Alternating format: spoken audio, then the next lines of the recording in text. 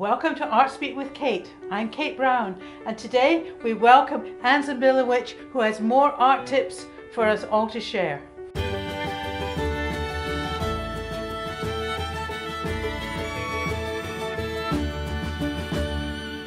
Today we're going to be doing scratchboard. It's a very ancient technique. Probably everybody has taken a stick and drawn lines in the sand. It's a kind of etching, but it's done on either a cardboard that is got white china clay and then covered in ink, or what is called a scratchboard, which is a heavier duty cardboard. And it is a very simple technique. Well, that was my first one. It's a bit of a mess, but at least you get the idea. You scratch out the design, and then you can color it if you want, or you could just leave it black and white. I've got a few other examples here.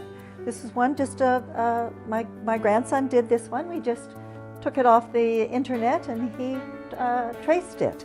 Very appropriate for today with all this rain. Absolutely, perfect. So why don't you try some of the tools? They're all scratching tools, and typically this is the one that you use the most, and it's just a scraper. So try some different textures, some lines, some circles, and see what happens. So why don't you try? Here we go. We have this lovely picture. This will be Henry the Otter. Henry the Otter. Henry the Otter. Okay. Now. Well, first of all, we put down our black cardboard. And you have to use a copying paper that's a different color. It's generally black, but that just wouldn't show up. No. So we're going to use blue. Nice color blue. Nice color blue. Right. And you're going to have Okie the Otter. Okie the Otter. Okie the Otter. Okay. Oh, yes. Okay. So there's the blue, and then Okie the Otter drawing. And we're going to take a special pen here. Just any old pen. Any old pen. That's Any old right. Pen. This one. And we're going to trace over it. You could add ears and whiskers and some buck teeth. Could make him quite exciting. You could be quite adventurous about this. Is he an otter or is he a seal? I don't know, but I was thinking of a red bow tie. A red bow tie? On Yes. That? Okay. Do you think we could add some color to this? Absolutely. So usually you would use ink, but you could use acrylics, or you could use your watercolor pens. Yes. Crayola markers would do just fine.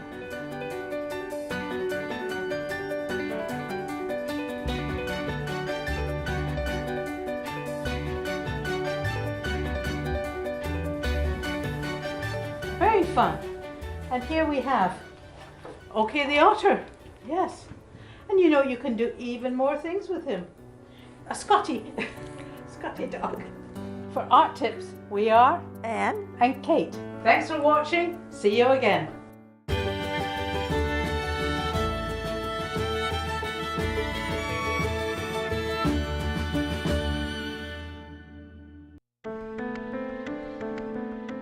So Angela, tell us about what's happening in Art Gallery this coming year. Well, this year is a really exciting year in that our focus is on Indigenous cultural practice, both contemporary and historical. And so we began the year with a program entitled Return, which features Nancy Bleck and Eileen Lear looking at Indigenous practices of resistance and social change, as well as looking at ecologies and the land that we're on.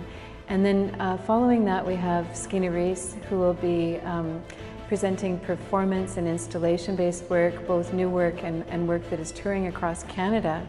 And then coming up in the summer, we have a program entitled Potlatch 6767, which looks at the potlatch ban that existed for 67 years and is now been removed for 67 years, and how artists are negotiating that practice. And then concurrent with the Potlatch exhibition, we are looking at the plaza as a way of extending cultural interactions onto the street. And so we have a program around place naming. We're working with the Comox First Nation, and there will be 2 welcome poles created for the plaza, as well as other public art components and a garden. And then the program rolls into the fall, where we'll be looking at other kinds of cultural practices around community and meaning.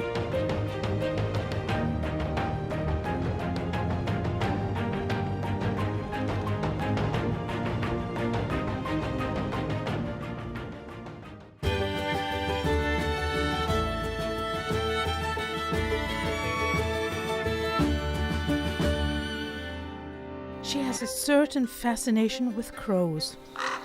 Crows live amongst us and watch us. They're very socially complex creatures.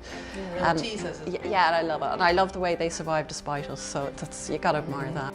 Similarly, her art is inspired by local neighbourhoods around us, and with the artist's eye, she watches out for everyday scenes of life in the Comox Valley with a new human perspective, as opposed to the grandeur of mountains, trees and water. Because I'm in Courtney and it's quite an urban setting in a way, although it's surrounded by a lot of wilderness, but the actual town and the area is that I'm kind of interested in depicting the street scenes, right? So stuff that I wouldn't usually have done before.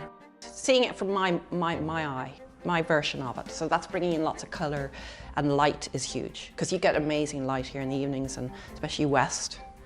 And it's tempting to look beyond that to the more obvious beautiful things like the glacier and the forests, which are stunning. But I'm trying to find that beauty in the urban landscape, which there is, right? And magic's important. Try and bring an element of that into it. Mary Gorman, artist, recently chose to settle in the Comox Valley, drawn by the vibrant arts community here. Mary hails from Dublin, Ireland, and sees things here with fresh Irish eyes. I started with graphic design, which I liked, but it really wasn't me. It didn't have the freedom of the fine art that I felt anyway. So I went into fine art and did painting. Yeah. In Dublin? In Dublin, yeah. So and in art college I painted a lot of very abstract art, which I do. I love abstract art too. But I tend to moved away from that a bit now. Having studied fine art in Dublin, she developed a career as a mural painter and trompe-l'œil artiste, one that uses realistic images to create an optical illusion in perspective. I try not to use too much white paint. The glazes, I think, really can bring out the depth of something. By day, Mary works as a care aide, caring for elderly in Cumberland. Because my art, well, is kind of introspective. One tends to go into oneself when you're kind of working through that process of creating. The care work is very much out there. You're working with a team, so I love that. I love that balance between the two. You know, it complements it. Plus you're working with people and helping people, which is nice to do anyway. She was thrilled to find studio space with other artists at Art Alchemy to wind down and explore her passion for art in the evenings. So you told me you hadn't worn a dress for a long time. Tell us about that. Tell you about. Well, when I was in art college, maybe because I was, you know, around my tribe, right? And artists are very expressive. I used to wear long skirts and, yeah, lots of jewelry and kind of pirate-like, you know, because in art college it's almost like costume. You can, you know, you just express yourself through your clothes. Watch out, like the crows. You may see more trompe-l'œil art of the life of the Comox Valley. This is what I want to do. This is my passion, and really push it now, you know. For Artsbeat, I am Kate Brown in the Comox Valley.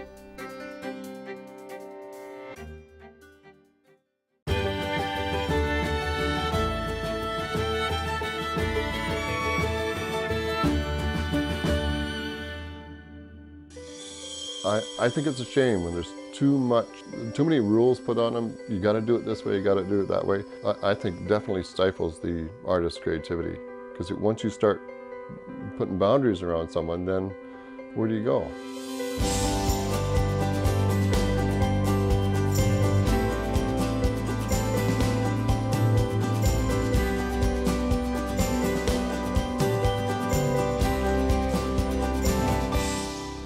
I've been working on the water for 42, 43 years, I guess, and nature's always been around me, especially eagles, and I love eagles. They're my favorite bird, favorite predator.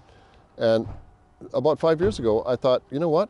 I love woodwork so much, I want to combine the two, the eagle and the woodwork, and just see what I can do with it. And 5 years later, I'm building these. Probably make 4 more cuts, and it's quite noisy, you can hear, without earplugs and stuff. And then, once I get 3 or 4 pieces, then you're able to stagger them a little bit, you know, because they work like this. You can stagger them on that block, and then you can make your own design, how you want the feathers to look at the end of the wing. The cedar that we have in BC is the best. It's easier on my blades, it's a soft wood. What I want to do is, see these knots? There's every feather that I cut out of a block of wood has a slice of this knot in it. So, and that's what I want to incorporate in my work. I want to be known for that kind of work. So if somebody sees my piece in a museum or somewhere, and they see all these knots, 9 times out of 10, they'll know it's me. Signature. That's right, kind of a signature kind of thing to do. The bench was a really awesome surprise. I knew Bonnie, and she's since gone now. So the management at Co-op got all the patrons together, unbeknownst to me. This was a real surprise. And they came to me and they say, Wes, would you be interested in building a memorial bench for Bonnie? And I said, absolutely. I've never built one before, but let's do it. So they commissioned me to do it, and it's sitting up there now. Bonnie was an amazing lady, and she loved eagles. She was all about eagles.